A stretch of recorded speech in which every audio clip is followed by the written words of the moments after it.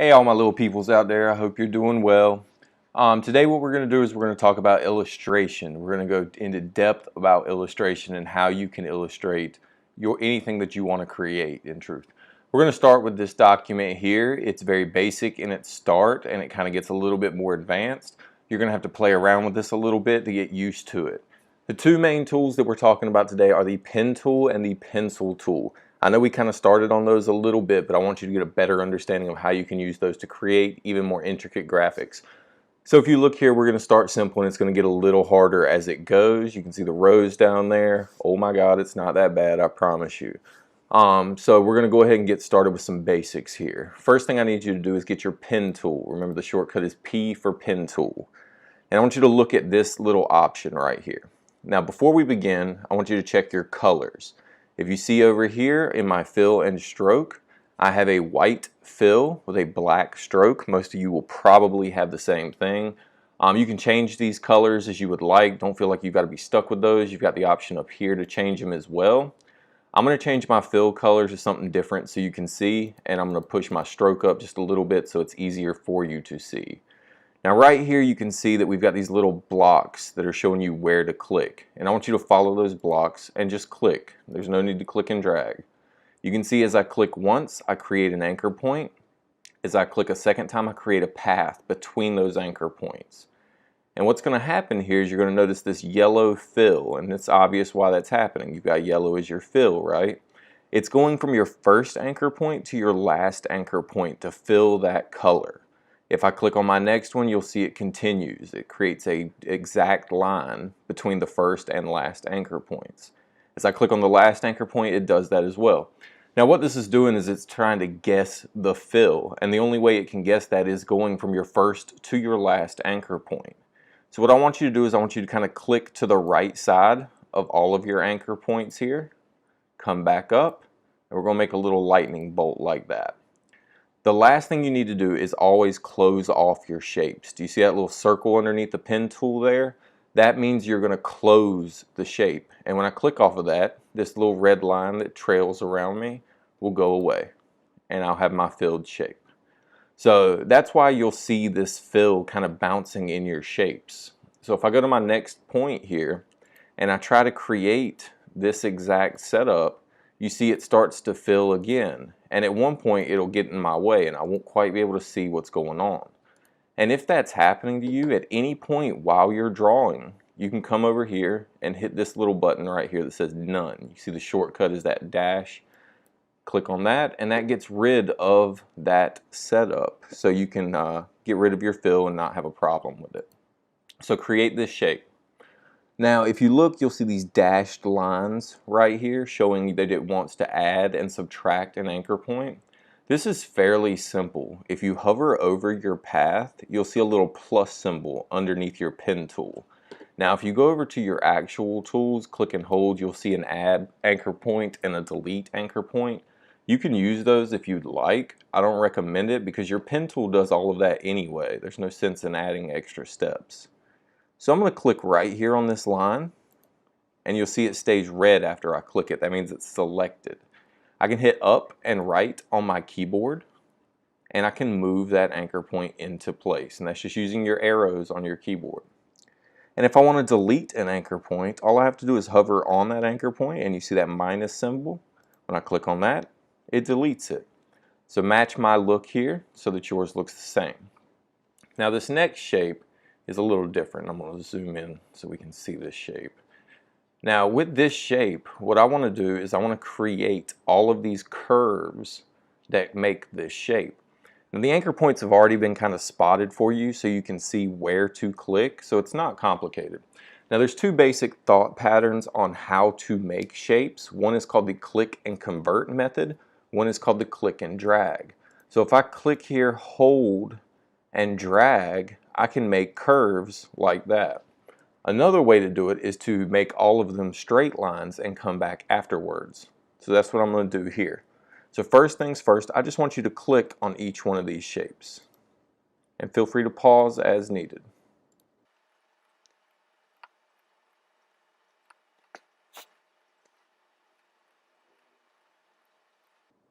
Okay, so this is the look that you should have once you've done this. Notice they're all very straight lines. There's nothing special to them. I am going to knock down my stroke, and to do that, I'll grab my selection tool, click on that shape, and just kind of knock that down so I can see what I'm working with. Next, I will use the anchor point tool. So if you click and hold on your pen tool, it's the bottom option that's called your anchor point tool. Select that for me. Alright, so what we're going to do is we're going to attempt to match these curves. Now remember, anytime you click, hold, and drag on one of these anchor points, you're going to get these two handlebars. Now remember, these handlebars represent both sides of the anchor point. So if I try to match the right side perfectly, the left side may not. That's okay. There's going to be another anchor point that'll work with it. So what I want you to do is get about half of the curve each time. So I'm going to pull on this, and I'm going to get half of that curve here and here. The other half will come from the next anchor point that kind of represents that spot. So I'll pull out here to create that additional curve. Same with these extra spots down here. Now the trick to this is keeping your handlebars straight as you can. If you notice, when I pull out, my handlebar's in a straight line. If you need additional space, that is okay. You can do that, like right here. I'm not going to be able to match that curve right. I can click on this handlebar and just kind of drag it up. But I want to keep the handlebar straight so that I get a nice smooth curve. And just to give you an example of what that looks like right here, you can see what I'm talking about. If I've got a little bend in that handlebar, it's going to create a little bit of a sharper point, or not a smooth point. So we want to create a smooth shape. So I want you to go through this and try to make this as smooth as you can. Again, perfect is not what I'm looking for. I'm just looking for pretty good, and I'll be happy with it. So again, I'll give you a moment to kind of go through that.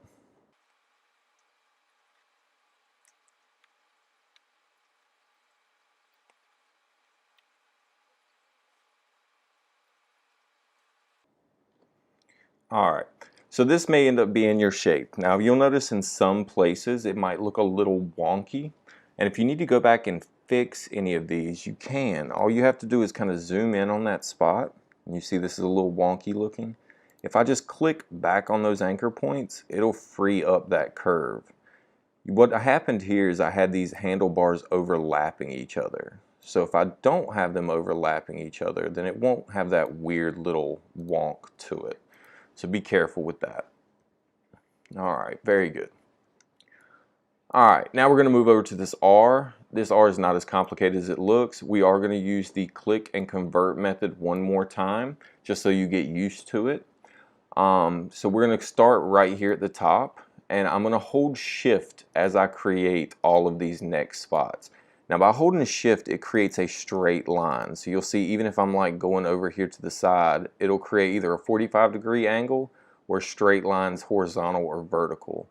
And all we want are horizontal and vertical lines here for a few minutes. So I'm going to go all the way to this spot. Now, at this point, we do start to see some curves in this R. So I'm just going to click on these spots, and I'm going to come back with my anchor point tool to kind of clean them up and make them look a little better. Now, unlike the blob shape that we just had, not all of these are going to need a curve, but a good chunk of them will. So we'll come back in just a moment and fix those up. Make sure you close your shape. You should see that circle underneath your pen tool every time. So click on that. Now I'll go back to my pen tool, and I'll come back and I will clean up these spots. Be careful with this anchor point tool as you do it, that you're dragging the right way. You'll see that sometimes when you drag, it'll start to overlap. Anytime you're starting to see overlapping, it's going to be a problem. So try to avoid that. If you end up with a weird little twisty section like this, remember Command or Control Z will always take you back so you can clean that up a little better. Remember, you can grab these handlebars individually and kind of smooth them out. Just make sure the handlebars stay straight as best you can. So go through this shape and try to smooth out this R and make it look as natural as you can. Again, perfect is not what I'm looking for here. Close works for me. Smooth this one. and this. All right. Now, sometimes you'll see these little sharp paths get made. If that happens, just click on your anchor points and try to clean it up. What happened is my handlebar just went too far there and created kind of an issue. And smooth that. All right. So that is the outside of my letter R. It looks pretty smooth, pretty clean. Remember, the pen tool is about precision, and that's kind of what it's all about here. Now this inside, this is called the counter of the R, those little things you used to doodle and fill in when you were a kid. We're going to create this using the click and drag method. So these first 3 clicks are just straight lines. Now from here, I need to start curving. So instead of going and finding a new tool to do this, I'm just going to click, hold, and drag up. Now notice this second handlebar on the top. That's going to control my next click, so you have to be careful with that. Sometimes you may not need all of these anchors. For instance, I can go to this one and bypass if I want to, but you'll notice how long my handlebar all of a sudden becomes. Now if you do this, that's perfectly fine. You don't need to match this perfectly. But if you end up with this long handlebar and you try to click on this anchor point, it's going to give you this little extra dimple here, and I don't want that. So what I'm going to do is I'm going to click right back on this anchor point, and that'll free up that left side of that click, and then I'll be able to close my shape cleanly. Alright, so create the R, see how you can do, make it look as clean as you can, but again, perfect is not what I'm looking for here. Alright, we're going to move over to the I. Now with the I, let me zoom out just a hair there. With the I, we're going to use as few anchor points as possible for this. If you look at this, this is one big curved line. Each one of these lines is. So that's what I'm going to create to make it. I'm just going to click one time at the beginning and one time at the end. I'll get my anchor point tool right here, anchor point tool, and I'll click in the middle to drag this up to try to match that gray line. It won't match it perfectly, so you will have to kind of jank your handlebars a little bit to give that smooth curve to kind of match the inside of that gray. Again, don't worry about perfect. If you don't like that click and convert method, you can click on these spots and try to click and drag out this spot, but you'll see it's not going to be as accurate, and you don't have your second handlebar to come back. You're still going to have to come back and kind of clean this up a little bit, but you're lacking a handlebar to give you any kind of work. You can click and drag on it here and kind of smooth it out, but at the end of the day, it just kind of becomes a hassle to create a smooth curve that way. So what I recommend is just sticking with that click and convert method. One click and one click here. Shift C is the shortcut for your anchor point tool if you want to use that, and you can use both of these handlebars to kind of work this out. So there's benefits to the click and convert, there's benefits to the click and drag. It's about what's comfortable to you and knowing that both of them are there to kind of clean up what you're looking to do. The next step here are the eyelashes. I'm going to do the same thing. I want you to start at the bottom right here where it says path, and then click, and I'm going to do a click and drag here because that's a pretty simple little curve. Now if it locks you like this and you're stuck in the shape, if you hit escape on your keyboard, that'll free you up to start making your next shape. You could make one of these and copy and paste it over if you wanted to, but you know, it's not necessary. These are pretty simple. And I'll hit escape again, and that'll get me out of there. So that gives me my basic layout of this. Now, as you can see, these lines are all very simple, and there's nothing really special about them, so I want to do something to make these look a little better. I'm going to select these 3 long lines. So now I can do that by holding with my black arrow selected, my selection tool. Click, hold, and drag over this little area to select all 3, or you could click on each one, holding shift to select all 3. I'm going to pump up the stroke to about 4 points, and that's up here in your control panel. And right here where it says uniform, these are your variable widths, which means that the stroke will get bigger or thinner as you kind of go throughout. So you can see some different looks that creates. I just want to stick on the first one because I think that looks nice and smooth, right? Over here, I'm going to select the 3 lashes again by lassoing to select all 3, or click, click, holding shift, click again. And I'm going to use a different variable width. I'm going to use the fourth one right here, and I'm going to pump up that stroke again. And you'll see it creates that nice little fade off of the lashes. If yours looks backwards like this, that's just because you started at the top and went down. If you click right here on stroke, and at the very bottom you'll see this option that says flip. You can flip that around. Now as far as the pupil of the eye, we're going to use some basic shapes. You could draw these out. With the pen tool, to create a circle, you shouldn't have any more than 4 anchor points if you do it smoothly. But in honesty, it's just easier to use the circle tool here. So I'm going to click, you see the center mark right there, and I'm going to hold shift and option at the same time. That'll allow me to pull it out from center. I'm going to create a basic circle there for the outside. I'm going to hit escape or click off, and I'm going to go back to my ellipse tool, and I'm going to create another circle right there in the center. Now the next thing is this little spot, and this gets a little tricky. Now you could do the click and convert method here, but I think the click and drag works better. I'm going to click on the corners here, and on this corner I'm just going to give it a little pull, click back on that anchor point, and then finish up the shape. There we go, that looks smooth. Alright, so last piece is just to color this. Back piece, I'm going to flip black. Now when you do this, you might notice that everything looks like it disappears, but it really hasn't. It's there, it's just underneath, or it's black stroke with no fill, so it blends in. So just make sure you click on that path, and I'm going to turn that center white with no stroke. And I'm going to do the same thing with that little glint in the eye, white with no stroke. And there's my eye. Feel free to color these however you want to. Don't feel like you have to keep exactly to mine. So that's your pen tool. Pen tool is about precision. Pen tool is about being exact. That's kind of the whole key to the pen tool. Now the pencil tool, which is what we're going to play with next, is a little more free form. N is the shortcut for your pencil tool. It's underneath this shape builder tool, and it's right there. That's the pencil. Now with the pencil tool, what I want to do is kind of create this. Now I don't know if you're using a trackpad or a mouse or what you've got at home. I'm working on a trackpad and kind of a crappy little mouse. I'm not great at drawing directly on the computer. Some of you will have a natural ability to this. Some of you won't. That's fine.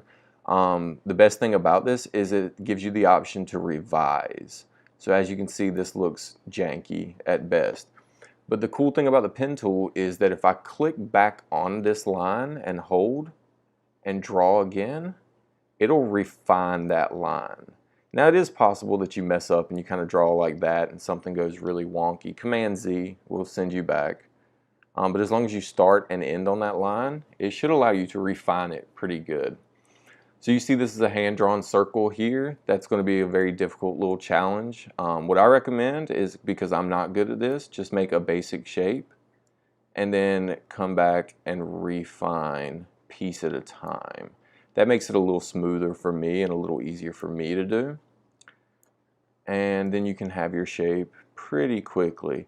But of course, using the shape tool to create a circle is always going to be easier. So that is what I recommend, especially if you're trying to make a shape like this.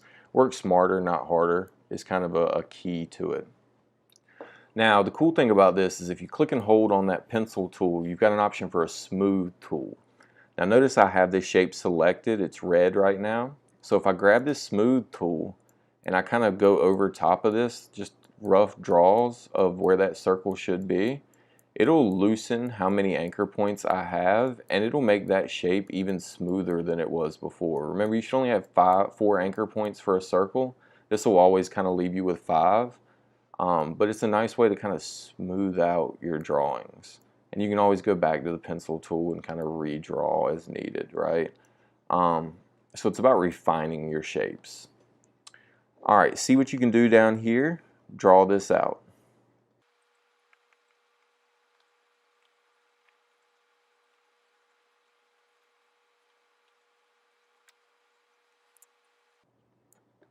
Alright, we'll call that good enough.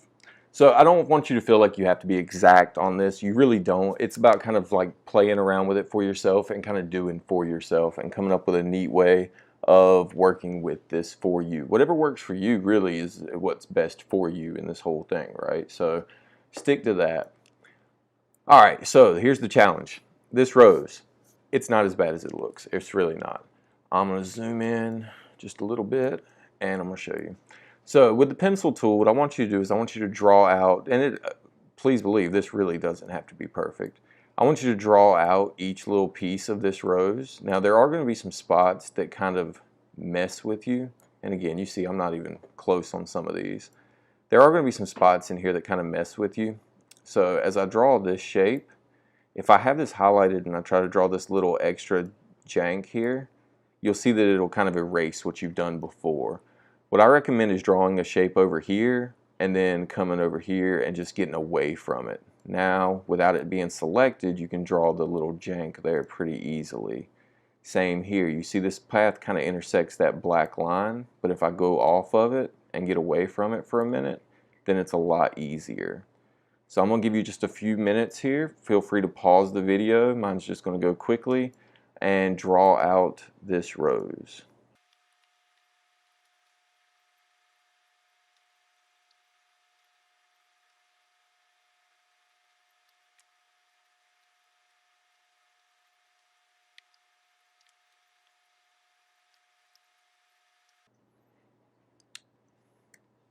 All right, so again, this doesn't have to be perfect. You can see that mine's still a little bit janky. So this is my basic drawing. What I want you to do is I want you to grab all of your shapes. In order to do that, you can lasso over. So again, with your black arrow, kind of click up here at the top, hold, and drag over top of everything. And I want you to copy and paste it over here. Now, to do that, there's a couple of different ways you can do it. My favorite way is holding Option or Alt on a PC and clicking directly on this path. You have to click on one of these black lines in order to move this. And you can drag it over like that. Of course, you can copy and paste Command C and then Command V, but when you do, make sure you're grabbing a path to move it. If you don't, you'll click on one of these white areas and it'll just deselect it. So be careful to select the black line to move it. Alright, so you can see the final example here, and you've seen how we do these variable widths. So with the whole thing selected, I want you to go up to the top right here where it says Uniform and choose Variable Width Profile 1. That'll give you the basic look that all of these lines have. Now the only real difference is that some of these lines are bolded. So I'm going to grab each one. So I'm going to hold Shift and I'm going to click on each one of these lines that I see is bolded. Some of these you may have as 2 lines or 1 line. It's okay if that happened. I just want to make sure that you've got the basic shape for this one example. And I'm going to go up to the top and I'm just going to push the stroke up on this to a 3-point stroke. And you can see with some basic janky lines we were able to create a pretty cool little shape. This rose doesn't look great, but it doesn't look bad either. This is something you could definitely present to somebody, and you can see we were able to do it in just a couple of minutes. So these are your basic drawing tools, and understanding that pen tool and how to work with it is really key to kind of working inside of Illustrator. Understanding your pencil tool and how you can free draw different things. You can use Wacom tablets or little tablets to draw out. You can really create anything that you want to create. This is the basics of your drawing tools, and I hope you're understanding them a little better. I hope you're getting a little more comfortable with them. In the next video, we're going to challenge you to kind of go a step beyond and actually illustrate something. So again, I hope everybody out there is staying safe. Know we love y'all and we miss you. I'm going nuts. I'm sure you are too. That's life right now. But we hope you're doing well and keep up with the lessons. We'll see you in the next one.